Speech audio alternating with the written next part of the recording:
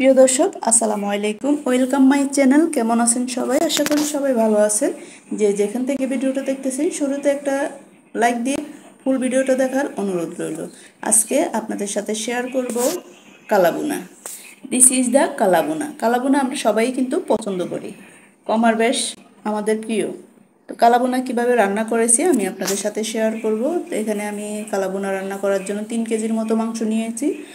গরুর মাংস, এটা গরুর মাংস বা খাসির মাংস আপনারা যেটা দিয়ে রান্না করেন কালাবুনা রান্না করা যাবে। এখানে হাড়, চর্বি, মাংস তিনটেই থাকতে হবে। তো এখানে আমি কিউব করে কেটে রাখা 1 কাপের মতো পেঁয়াজ দিয়ে দিলাম, আর 1 চামচ গোলমরিচ, 4 টুকরার মতো দারচিনি আমি ছোটো করে কেটে নিয়েছি, আর 3টা তেজপাতা, 2টা কালো এলাচ, 5-6টার মতো সাদা এলাচ, 2টা স্টার, 6-7টার মতো লবঙ্গ। আর এখানে আমি দিয়ে দিলাম অল্প পরিমাণ জয়ফল। জয়ফলটা আমি গোটাই দিয়ে দিয়েছি। তো একটার 3 ভাগের 1 ভাগ দিয়েছি জয়ফলের। আর এখানে আমি নিয়ে নিলাম মরিচের গুঁড়াটা একটু বেশি দিয়েছি, কালাবুনা একটু ঝালটা একটু বেশি নিতে হয়। আর এখানে 1 চামচের মতো হলুদের গুঁড়া, 1 চামচ জিরার গুঁড়া, হাফ চামচ ধনিয়ার গুঁড়া, আর হাফ চামচ গোলমরিচের গুঁড়া। মরিচের গুঁড়াটা আপনারা আপনাদের পছন্দ মতো ব্যবহার করবেন। এখন দিয়ে দিব 1 কাপ পরিমাণ পেঁয়াজ বেরেস্তা, দিয়ে দিব 3 টেবিল চামচ আদা বাটা, 3 টেবিল চামচ রসুন বাটা, আর দিয়ে দিব 1 কাপ পরিমাণ সরিষার তেল। সরিষার তেল আমরা ব্যবহার করি কালাবুনাতে, সবসময় ব্যবহার করার চেষ্টা করবেন। তবে সয়াবিন তেল দিয়েও রান্না করা যাবে, তবে সবচেয়ে বেটার হলো সরিষার তেল দিয়ে। এখন আমি স্বাদমতো লবণ দিয়ে ভালোভাবে মেখে নিব, একটু সময় নিয়ে, বা যাতে মশলাগুলো প্রত্যেক মাংসের সাথে মিশে যায় বা প্রত্যেক মাংসের সাথে মাংসের ভিতরে ঢোকে। এখন আমি ভালোভাবে মেখে ঢাকনা দিয়ে ঢেকে বসিয়ে দিব চুলায়। চুলায় বসিয়ে 10 মিনিট পর যখন পানি উঠতে শুরু করবে তখন একটু নেড়ে চেড়ে দিব। তো এখন মাঝে মধ্যে নেড়ে চেড়ে আবার ঢাকনা দিয়ে ঢেকে রান্না করব।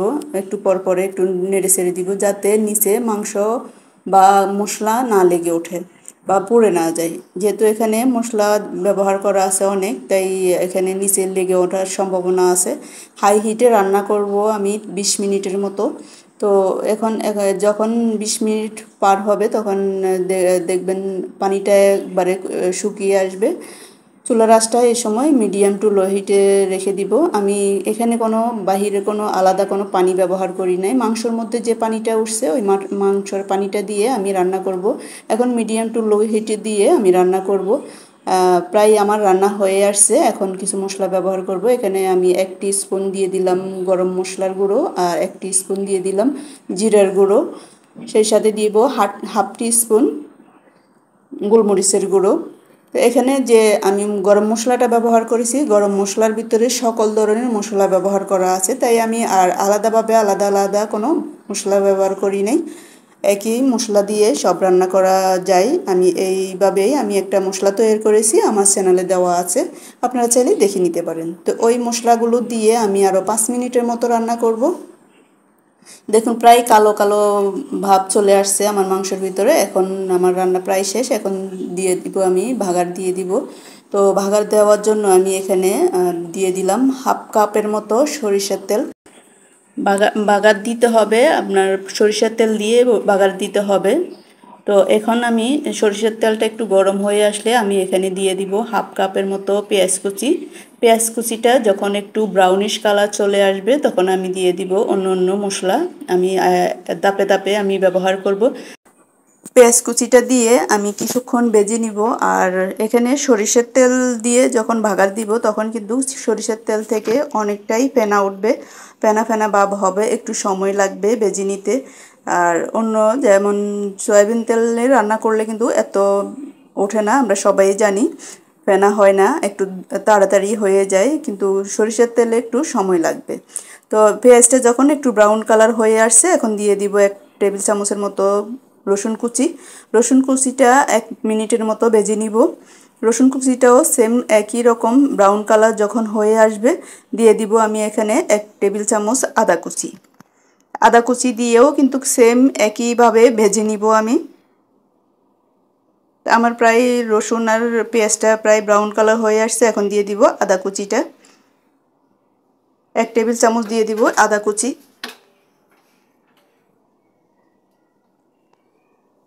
আদা কুচি দিয়ে আরও 1 মিনিটের মতো ভেজে নিব।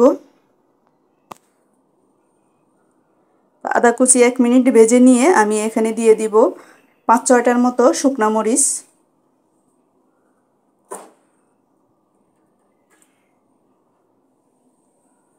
শুকনো মরিচটা দিয়ে আরও কিছুক্ষণ ভেজে নিব। সবগুলো এখন একসাথে ভালোভাবে ভেজে নিব যাতে একবারে ব্রাউন কালার হয়ে আসে। আর আমরা যে পেঁয়াজ বেরেস্তা তৈরি করি ওই কালারটা যখন চলে আসবে, এত বেরেস্তার কালার আসবে না, একটু লালচে লালচে ভাব থাকবে। আর বেশি ভাজা হয়ে গেলে আবার পুড়ে যাওয়ার সম্ভাবনা থাকবে আর ফ্লেভারটা নষ্ট হয়ে যাবে। তাই একটু ব্রাউন কালার যখন হয়ে আসবে এখানে আমি 2 চামচের মতো দিয়ে দিব রান্না করার যে তেলটা রান্না করার মাংসটা আছে, মাংসটা এখানে দিয়ে দিব। দেখুন আমার প্রায় ব্রাউন কালার হয়ে আসছে। খেয়াল রাখতে হবে যাতে এখানে পেঁয়াজগুলো যাতে না পুড়ে যায়। এ সময় হাই হিটেই কিন্তু বাগার দিতে হবে, তাহলে যে কালাবুনার যে ফ্লেভারটা আছে ফ্লেভারটা পাওয়া যাবে। তো আমার দেখুন প্রায় আমার ভাজা হয়ে গেল। এখন আমি এখানে 2 চামচের মতো গরুর মাংস রান্না করার মাংসগুলো এখানে দিয়ে দিব। দেওয়ার সাথে সাথে আমি ঢাকনা দিয়ে দিব। ঢাকনা উঠানো যাবে না, ঢাকনা দিয়ে আধা মিনিটের মতো রান্না করতে হবে। দিয়ে দিব আমি 2 চামচ এখানে। মাংসটা দিয়ে আমি ঢাকনা দিয়ে একটু নেড়ে ছেড়ে দিব। ঢাকনা থাকা অবস্থায় আমি নেড়ে দিয়েছি। এখন আমি মাংসগুলো আবার মাংসের সাথে আমি দিয়ে দিলাম। আর অনেক সময় অনেকেই দেখি মাংসগুলো একবারে তেলে ভাজার মধ্যে দিয়ে দেয় বা বাগারের মধ্যে দিয়ে দেয়, তখন কিন্তু ওই ফ্লেভারটা পাওয়া যাবে না। তাই আলাদাভাবে যেভাবে আমি করেছি ওইভাবে করলে একবারে হুবহু যে রেস্টুরেন্টে আমরা যে কালাবুনা খেয়ে থাকি ওই টেস্টটাই পাওয়া যাবে আর জুসি জুসি থাকবে। এখন হলো কষানোর পালা। তো এখন এখানে ভালোভাবে কষাতে হবে, তাহলে কালারটাও সুন্দর আসবে আর মাংসটাও ভিতরে স্মুথ থাকবে, সফট থাকবে। অনেকেই আবার দেখা যায় ভাজতে ভাজতে একবারে শক্ত করে ফেলে বা মনে হয় যেন মাংস ভেজে নিলে কালো বুনো হয়ে যাবে।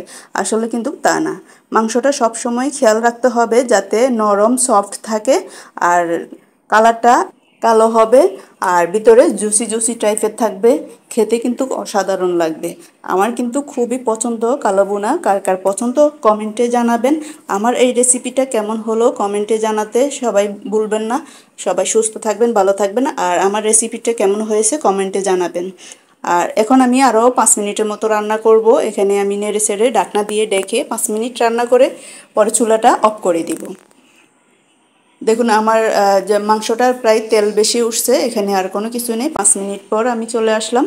5 মিনিট আমি ঢাকনা দিয়ে রেখে দিয়েছি চুলাটা অফ করে। এখন আমি দেখিয়ে দিচ্ছি আপনাদেরকে কেমন হয়েছে, কতটুকু সফট হয়েছে আর খেতেই কিন্তু অসাধারণ হয়েছে।